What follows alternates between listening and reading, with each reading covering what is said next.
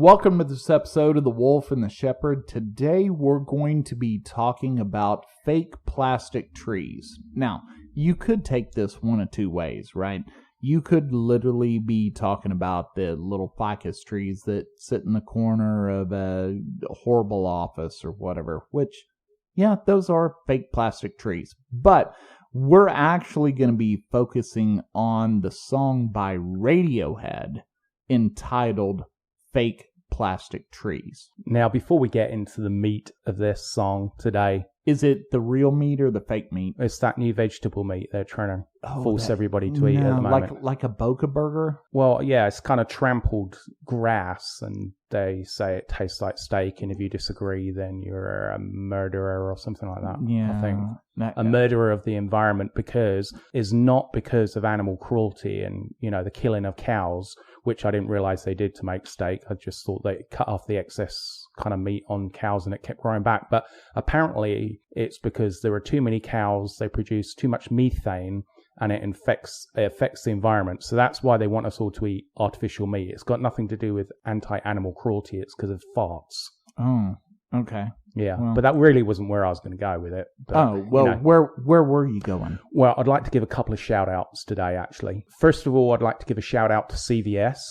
I know they don't sponsor us, but my girlfriend works for them. The truth is, they are so much better than Walgreens, because I can't take Walgreens seriously. Have you seen the length of their receipt compared to CVS? CVS, you're guaranteed like a 12-foot receipt if you buy a Snickers bar, but Walgreens do this stupid thing where it's literally only got the items you've just purchased on there, and I don't think you can be taken seriously as an over-the-counter pharmacy distribution store if you don't have a long-ass receipt. I actually don't get a receipt from Walgreens anymore because I was told by my wife that she has this, like, Walgreens customer appreciation account or whatever, and now it's one of those apps that's in my Apple phone wallet, and I don't even get a receipt anymore. So you don't even get a digital receipt? No, she does to her email, so I never see the receipt anymore. So I never get a receipt at Walgreens anymore. But I did buy something from CVS. I bought one item, and I'm pretty sure the receipt was like 4 foot long. Yeah, there's like trees crying as you kind of walk past them while you're carrying your CVS receipt. Because the ironic thing is, whoever their landscape gardener is outside the CVS closest to where I live, they've planted a bunch of trees around the parking lot. I'm assuming part of that was to provide shade for the people who park there and use the CVS, but I think it's just to mock the trees when people walk out with these long receipts, which you're having to wrap around their arm like about 9 times just to be able to carry it without tripping over it. But I also wonder if there are Native Americans standing outside of a CVS and people are dropping these huge receipts down on the ground and they're crying because of all the littering that's happening with that. Yeah, I don't think we have much of a problem with that in DFW. Actually, the Native Americans crying about the use of recycled paper for receipts. But anyway, shout out CVS. Love you. Love the receipts. Walgreens, you got to up your game because nobody's going to take you seriously until you sort this inadequacy in the receipt department.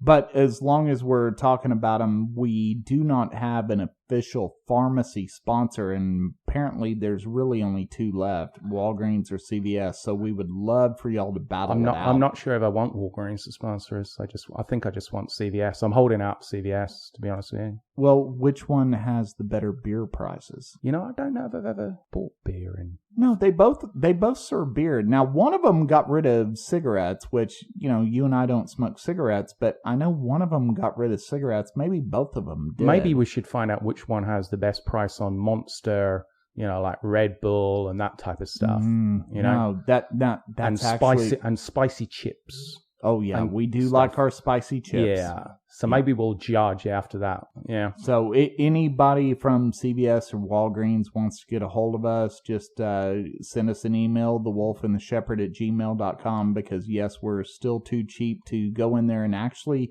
create an email address on our actual domain name, because we're just too lazy to do it. Well, the second shout out I want to give is to the receptionist at your dad's rehab center. Now, this isn't the rehab center for his methamphetamine use. This is actually because he got some hips from China and they broke down after like 6 weeks. So that is true. They're trying to teach him how to walk again. So I just want to give a shout out to the receptionist because she listens to us. She said I had a soothing voice, which is nonsense, but I am actually going to draw a picture of myself and sign it and give it to you so you can give it to her the next time you go in there. Well, but we would like for her to actually continue to listen. Well, she's going to frame it and put it on the wall. We would send her a framed one, but we're too cheap for that. She's going to have to buy her own frame, possibly from CVS, because I believe they have good prices on 9x7 frames. Yeah, but I think Walgreens has better prices on 7x9 frames. Well, I want my long receipt, so Walgreens can suck it. There you go. There you go. All right, so now that we got all that out of the way, we're going to talk about the song Fake Plastic Trees by Radiohead. Great song. Well, first of all, let's back up. Great band. I mean, lots of good songs by Radiohead, but we were sitting here doing our thing, trying to prep for one of our podcast episodes, and we were listening to music in the background, and Fake Plastic Trees came on my playlist, and we said, hey, that's a great song. I mean, both of us said, hey, that's a great song. Lots of great lyrics, great band, all that good stuff.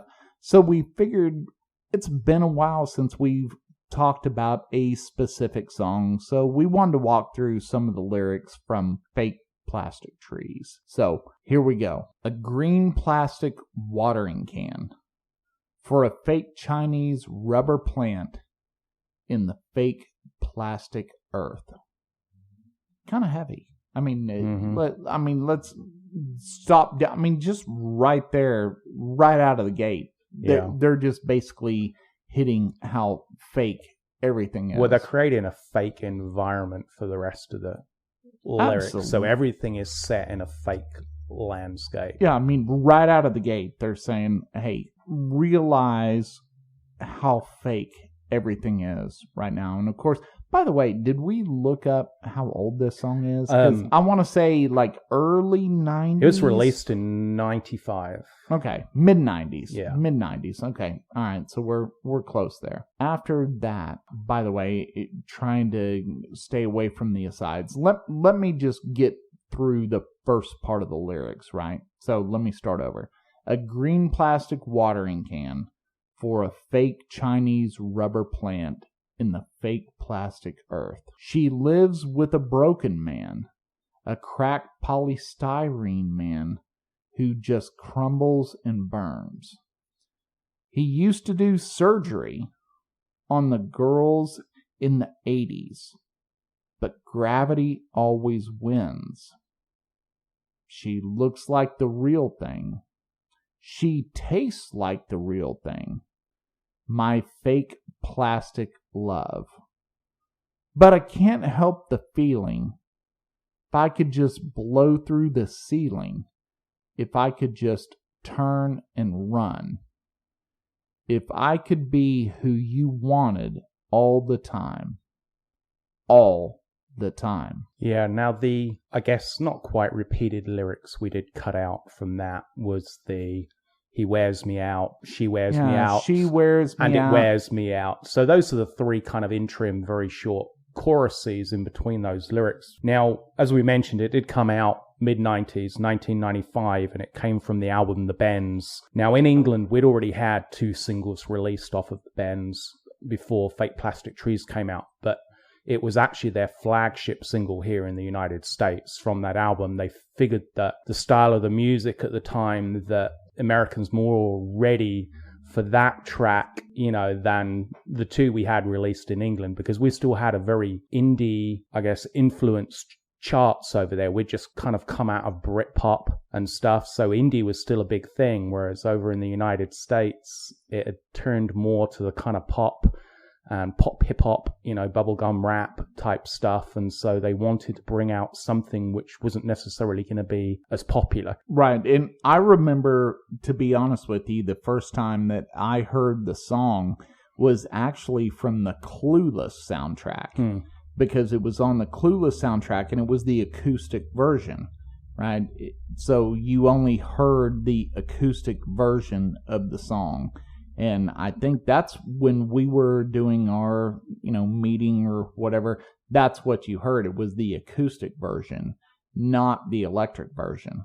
Now, I don't think we're going to get sponsored by this woman, so I think I can make this comment. Who was the actress in that? Was it Alicia Silverstone? Alicia Silverstone. Well, that was the main actress. Yeah. Alicia Silverstone. Now, I thought she was actually a good actress because of her role. She was very good at playing kind of brain-dead, dumb blondes. But then I think I saw an interview with her and I realized she wasn't really acting. Yeah. Yeah. It wasn't like... Match made in heaven. Yeah, the other girl in Clueless, Stacey Dash. Yeah, I remember her. Yeah, she was the Alicia Silverstone's character's best friend or whatever. She's actually a pretty smart She looked individual. like she'd be more of a fun date. Yeah. You know? I always liked her. Yeah. But we gotta, if you're gonna talk about Clueless, you actually have to talk about Paul Rudd.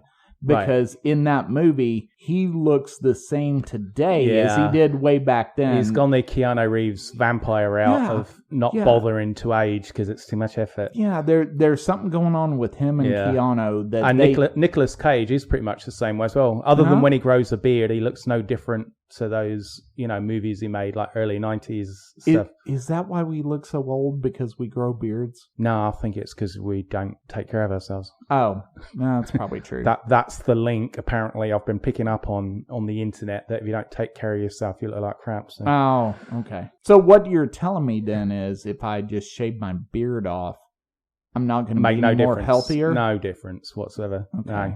Because it's going to take a lot of work for me to shave. Well, yeah. What was that stuff we got sent to review? Oh, from twobeards.club. Yeah, that stuff worked. They just didn't send enough of it for you to consistently shave. Well, I've already ran out. Yeah. I need to go in and order some more and everything because it kind of made me feel a little bit healthier. Yeah. But I found it kind of tasty because I accidentally ate some. Yeah. Well, you say accidentally. You spread it on some toast. You weren't supposed to say that. Well, you tried to get me to try some because you bought it in cold toast with it spread on the toast. Yeah. Yeah. Okay. Yeah. Anyway, fake plastic trees. Now, the song, like a lot of indie songs, breaks the rules for what should be a successful song. And I know we talked about this when we covered REM's Losing My Religion, but, it lasts 4 minutes, 52 seconds, almost 5 minutes, which is too long for a song to be played on the radio because it affects the playlists and being able to get in as many adverts as they want to. So they try and keep down, to songs around 3 minutes or just after 3 minutes. And this was a time, 95, where you had the most disposable era of pop music possibly in history, where these songs were coming out and being very short. And it was the first rung of the hyper-commercialism ladder. And this song broke, again, the rules for radio play. It was too long. Well, not only that, but you have those, like you say, the 3 to 3.5 minute songs. Then they finish that song. And when I say they, I'm talking about like the radio DJs, right? They interject their shtick, play a commercial, then play another song. But you got to remember back in the 80s, there were a couple of songs where you knew when the DJ played that song, they had to go to the bathroom. Like November Rain, that was like 8 minutes long. So it was like, okay, DJ has to go to the bathroom, so he's going to go ahead and play that song so he can go ahead and hang the headphones up, run to the bathroom, get to the bathroom, come back 30 seconds before that song ends so he can pick it up and nobody knows the difference. Yeah. So 5 minutes doesn't really give you enough time. Well, it doesn't give you enough time because it takes you about 6 minutes to pee and it takes me about 14 minutes to do a number 2. So we'd be ruined. Yeah, with it. That's true. We need like an overture by like Beethoven or something to really have a satisfactory bathroom break. Well, I guess that's why we do podcasts, right? And that's why we're ideal guests for classical radio. Oh. Yeah. We haven't tapped that part. We haven't yet, but we're coming into it. Ooh. I've got great ideas. Uh-oh. And the thing is, everybody's dead who can sue us. So, yeah, I'm kind of doing my research for that. What for a classical good point music. that is. Yeah. Yeah, that's why you're in charge of all this. And their offspring are mostly dead as well, so... Mm-hmm. And the statute of limitations on the copyright has also run out. So that's true. We can maybe even play some of it on the piano or something if either of us could play the piano. That's actually a good point. I mean, we could play some of that old music because of that copyright statute of limitations and not get in trouble by anybody. Well, I thought we could put some sound bites in it. You know, the dun-dun-dun-dun, dun-dun-dun-dun, and then I start howling and you say, get away from those sheep and stuff, Yeah, it's probably a couple of octaves lower than that, but you're on the right track. Yeah, we'd probably upset people. Oh, one thing I just remembered, actually. When we did cover Losing My Religion, and I think it was like 7 minutes something, or around that, 6 minutes something, almost 7 minutes long, that on that album, I think was the title track, which I opened with, was Radio Song, which actually had a go at DJs about just playing disposable short tracks. And then I can't remember the track order, but Losing My Religion came pretty quickly after that. And so they actually set up that perfectly. Yeah, so they were kind of punking the DJs there. Yeah, good for them. Yeah, that's why we like REM. Right. Now, the second reason Fake Plastic Trees was a bit, breaking the rules as such, was that it's almost devoid of hope when you listen to it. Okay, it's not so much devoid of hope as in there's nothing afterwards. It's just that situation is devoid of hope. Now, they actually made a habit of that. They released a song called Street Spirit, and Tom York, the lead singer of Radiohead, actually said, this song is unusual because there's literally no hope in it from start to finish. And, Karma Police, I think, which was on OK Computer, I'm not sure, on that album. That sounds right. Kind of similar in that it just doesn't, have any hope in it. But, there's company in misery. People will join you in joy for their own convenience, but the true company comes in misery because those are the people who truly care about you if they're there for you during the miserable times. Everybody can gate crash a party. Nobody really wants to gate crash a funeral, except for the food. I don't know. Well, it depends on the food at the funeral. I mean, I have been to some funerals where they've had some really good food. Yeah. You can get full. It's a lot better than spending $20 at Chili's. Yeah. You see, we didn't have food at funerals in England. So, really? Yeah, you just had to eat something on the way to the funeral. Oh, that's kind of terrible. So you're eating like fish and chips on the way to the funeral, and then you're kind of sick from that. And then afterwards, you're like, hey, let's go get some curry and make ourselves even more sick because now we're going to eat some more terrible food. And one thing which shocked me as well, when I came to Texas, even actually when I, was living up in the northeast for a little bit in Connecticut, I was shocked that they bury people during the week, because in England it used to be, I don't know what it's like now, but almost exclusively people would be buried on a Saturday or a Sunday. But I figured out they're allowed to bury people on Tuesdays and stuff, which was a shock to me. If you look at the fact that maybe you're a gravedigger, you're an undertaker, you're a funeral director, whatever in England, basically that means you're only working 2 days a week and then you have 5 days off. So what a great job. Maybe they've got it right over there. One of the big things, do you remember the video for Fake Plastic Trees at all? I do not. Yeah, it's kind of strange because it's got Tom York and the rest of the band. They're being pushed around a supermarket or grocery store in these big oversized shopping carts. And it's got no relation really to the song, or it's a very hard kind of connection to make. And the director said it was some type of allegory about death and reincarnation. But again, when you listen to the lyrics, you kind of figure that all of these people complaining in this song have an opportunity to get out of this situation, but they have these fake prison bars which they justify not escaping from this situation. And any member of the band during this video could have just stood up and got out of the cart, but it was like they were almost like in a fake imprisonment in this cart, being pushed around, no control over the direction and place they were going in the store. And that connects very much to when you listen to those lyrics, where people do have the opportunity to just step out of those situations and escape, but they create excuse after excuse for just staying in that kind of dead-end situation. I made that kind of analogy myself because I ended up watching the video before we thought about doing this like about 3-4 times in a row and tried to find some meaningful symbolism. Yeah, but I totally get that, because you talk about prison, so you got the prison part, right? So the only thing I can picture a grocery store like a prison is just like a casino. I mean, there's no clocks, there's no windows. You do feel trapped. You're trying to figure out your way out of there, and it takes you so long to try to get out of the grocery store.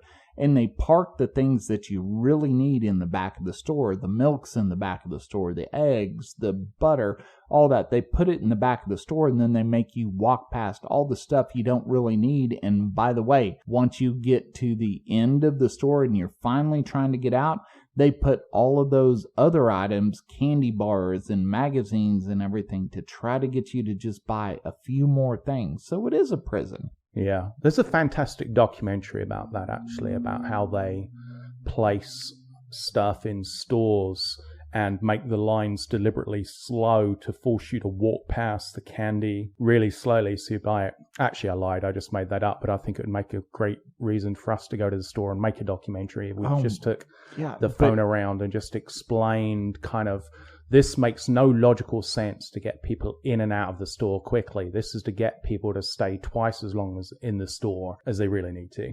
That wouldn't be good for us trying to make a documentary, because we'd end up buying everything. Yeah. Well, not only would we end up buying everything, but we've been struggling of setting up cameras and doing our podcast on video, and we can't even figure out how to do that. Yeah. So we're not the guys for that. Well, we talked about, doing a podcast on UFOs, and we're waiting for our friends who are part of one of the largest UFO research bodies in the United States. But I thought, if we do a podcast on that, we're probably going to get abducted if we do any research on it whatsoever. And so it's going to be kind of manifest destiny that... Sure, but we also don't want them to be in charge of the cameras, because every time you see a UFO on a camera, it's like some kind of 1980s take VHS a video with you take a video with a potato. Yeah, exactly. Yeah. So Tom York, when he was talking about fake plastic trees, I think it became more successful than he anticipated. Normally, when you release songs from an album, at least traditionally in England, you'd release the ones which you'd figure would be most popular, which would sell best first, because then it sells the album, or at least did back in those days before iTunes and Google Play and all this stuff, because now you just buy individual singles, or you get a subscription to something like Spotify or iHeartRadio or Pandora, and you don't have to buy a whole album. But then the initial release of songs was the vehicle for you to be able to shift that album, because if somebody liked 2 or 3 songs on that album, the chances of them buying that album was much greater. Right, and I think part of what you kind of hit on is it was more about all the songs on the record, and you had to have that hook song, right? Yeah. You had to have that one song that said, hey, I'm either going to go buy the single, which, back in my day, whenever I was buying CD singles or cassette singles, they were like maybe $2-3, right? But you could get the whole album for like $8 or $9. Yeah. So if you thought, hey, I actually like this band, maybe I want to hear more, you'd spend a little bit more money. Nowadays, like you say, it's all streaming, right? So you don't even have to worry about that. You just have to have that commercially marketable material that is out there to get those streams. Yeah. Well, before I left England and, moved back to the States, there was probably a period, I don't know how long it went on for, where to buy a CD, it was close to the equivalent of maybe between $25 and $30, because it was £15 something, to buy a CD at some point in England. And so you're talking a ton of money for an album which might only have 10 tracks, and you really only like 2 or 3 of them, but short of going back to that 80s thing of recording off of the radio, it's very difficult. And it was said that, in conspiracy circles, that record companies actually took a loss on CDs for years and years and years to push that medium and get cassettes out of the picture, because people couldn't really record off of the radio onto a CD, and nobody had cassette players anymore. And so, people weren't pirating the music as much until, the ancient god Napster came into play and people started downloading songs, digitally. Oh, absolutely. I remember when I was, I'm going to say 7th grade, so I'm about 11, 12 years old when I got my first CD player. And I remember I bought a 5-disc. I didn't buy it. My parents bought it for me because it was a birthday present. I got a 5-disc CD changer, and that's the one that I wanted. But obviously, you buy the CD player, the CD changer, you got to have a CD, and I didn't have any CDs. So the CD changer cost $299, and my dad just was befuddled because the CD that I bought, my first CD, was $22. And he said, so you're going to spend $22 for each little disc that you put in here. So you're talking about $100 worth of music that you're actually going to put in here to fill this 5-disc CD changer. And of course, it was shortly after that CDs kind of came down in price, and I'm sure I still owe Columbia House and BMG Music a lot of money because I used to get P.O. boxes, and I would have stuff sent to them because it was cheaper to get a P.O. box and have lots of CDs and everything sent to there, and that's how I got most of my music before the Napster days. Right. Well, I got into downloading MP3s pretty early on compared to most people, and I was a heavy user of Napster and a couple of other services where you had to click on a lot of stuff, which, automatically brought up about 8 foreground ads, and it took you 30 minutes to clear all that stuff from your browser. But in comparison, to buying the music, it was more convenient. And a lot of the alternative bands, and I know you have a story on this from one of the bands you follow, that, it was, a great way of promoting bands which wouldn't otherwise get airtime. They were actually grateful for the fact that people were downloading their music and sharing it for free, because it broke into audiences who wouldn't necessarily experiment or go ahead and spend their money on those albums. Right. I remember when I first saw Flogging Molly, my wife and I, we actually went to a Mighty Mighty Bosstones show, and Flogging Molly was the opening band. And when we saw them, I said, yeah, I love this music. Went on to Napster, downloaded every track I could find from Flogging Molly, and then I burned a CD. Wrote on the CD, Flogging Molly CD, whatever, so I could see it in my little Case Logic CD holder that I had. And years later, when I met the guys and started hanging out with them, I said, look, I have a confession to make. The first time I saw y'all, I didn't buy any of your music. I actually went on to Napster. I downloaded that, and I burnt copies of that CD, and I gave them to friends and everything. And one of the guys, I won't name him, one of the guys said, that's the best thing you could have done for us, to share our music, because we would actually like to gain fans from hearing our music. Because if you're walking through the store and you're trying to find something to listen to, you're not going to spend $15, $20 on something you've never heard.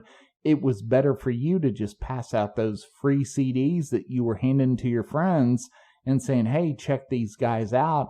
And then later on, you buy a t-shirt, you buy something, you buy a concert ticket or whatever, and you can actually support the music. Yeah. I mean, that was a stage where bands would actually make more music from the concerts than they ever did from the record sales, because I think they still do. Well, agents at that point, they were very much sharkish, and being on a traditional record label at that time, whether it be EMI or anybody, the record label took so much money that, digital downloads really set bands free, that they could, cut out the middleman. But yeah, the sales of t-shirts and, live albums they produced themselves at concerts, and that was what funded the bands, because they made almost literally no money worth talking about to support 4 or 5 members of a band, just from record sales, unless you were like super huge. Right. And not only that, but not to get too deep into how that music business worked, but they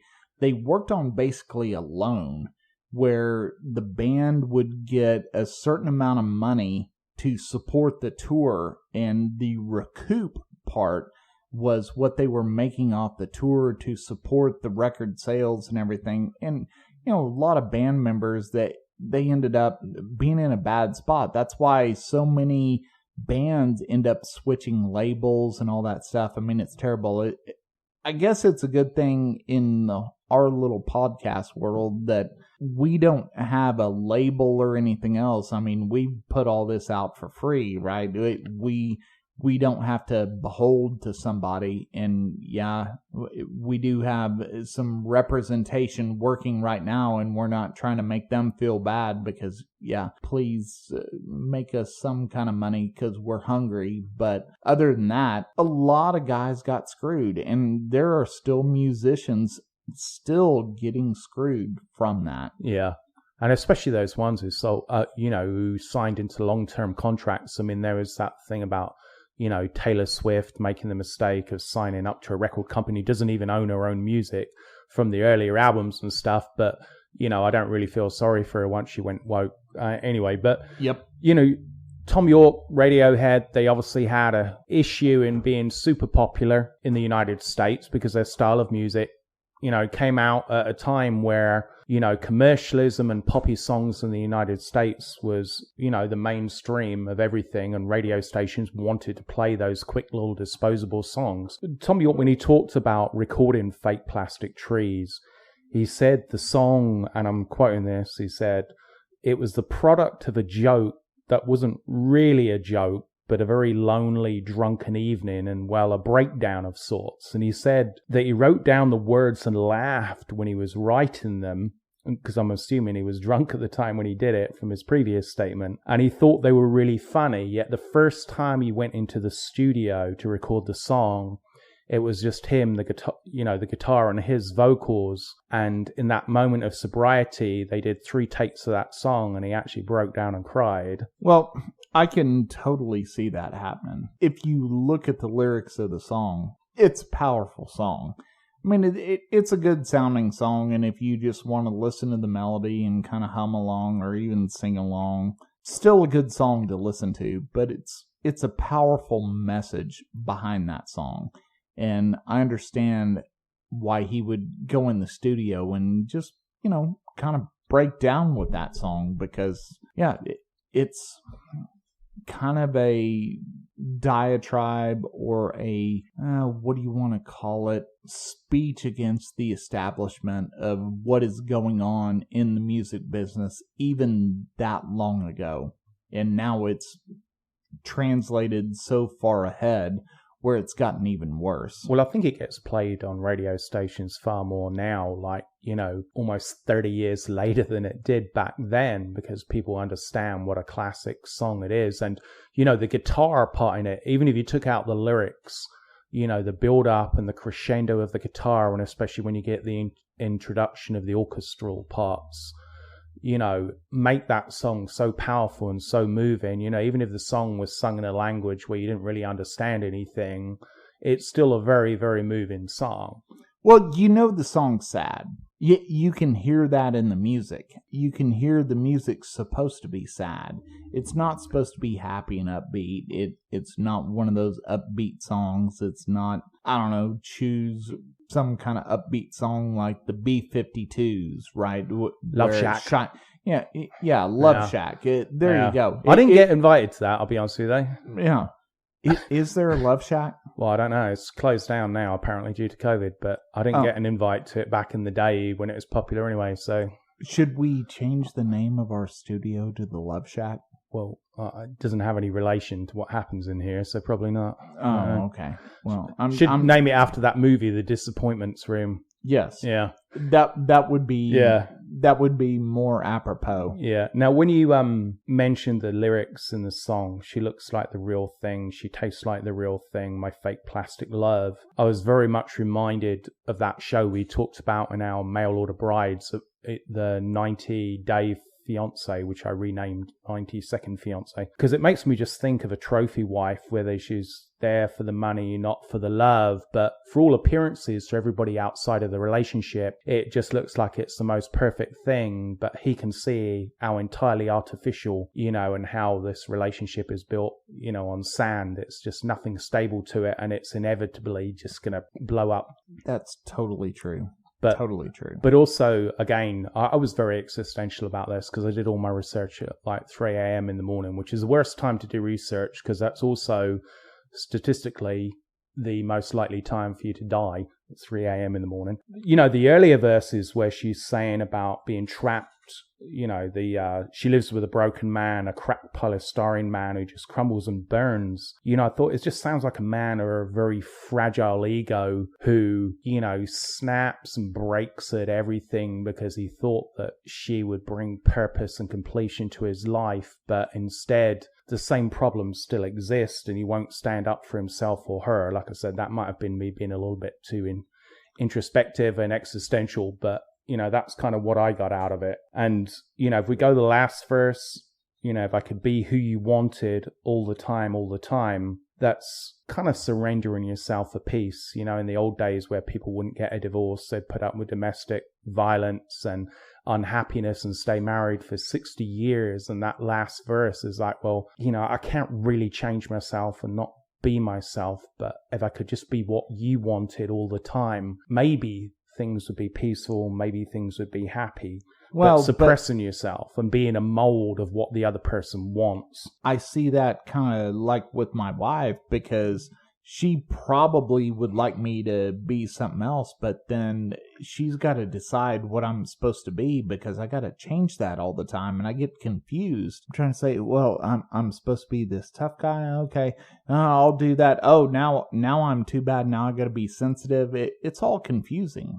You know, I can't keep up with that all the time. So if you have to take anything meaningful from this song, it's what lyric? I think gravity always wins, and it's not just gravity as in pure gravity and relating to the lyric about, you know, the guy doing surgery and the women in the 80s, and it was renowned for being terrible then, you know, women who got boob jobs in the 80s, I think half of them exploded and stuff, or their faces dropped, you know, below their elbows, but yeah, gravity always wins, that you can't cheat the science of anything, the science of compatible relationships, anything. Time does its damage, it erodes, you know, it shapes things, it builds new futures. Isn't gravity a theory? So does that mean you believe in gravity? Sometimes. Just sometimes? Yeah, well, my disbelief of it sometimes has come back and bitten me in the butt, but no, I don't believe it is an absolute, because you know, I believe our friend Elon Musk that, you know, once you start going into other dimensions and going into space, that gravity is not as, reputable as, you know, the old science says. So obviously we're not talking about the movie with Sandra Bullock, right?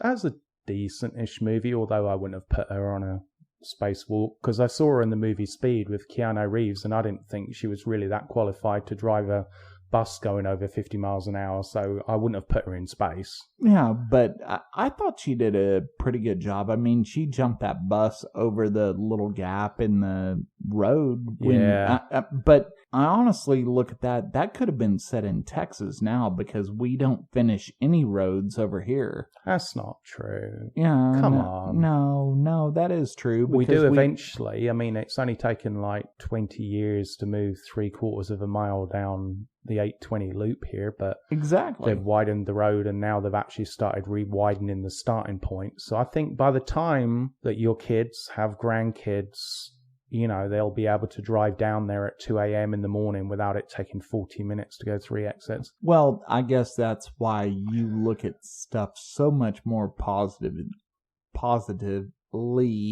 than I do. Yeah. Because I really don't see that happening anytime soon. Yeah. Well, with all that, thanks for tuning into this episode of The Wolf and the Shepherd. We hope you will actually go and listen to Fake Plastic Trees by Radiohead, because one thing that The Wolf and I have talked about is we would love to be able to play versions of these songs that we talk about, but there's all this copyright stuff that we can't deal with and everything, and honestly, we don't have the money to try to pay for these lawsuits if we tried to play this song. So please, you know, go out and search Fake Plastic Trees if you haven't heard the song Fake Plastic Trees by Radiohead. Listen to the song, shoot us an email, let us know what you think, and by the way, we will catch you on the next one.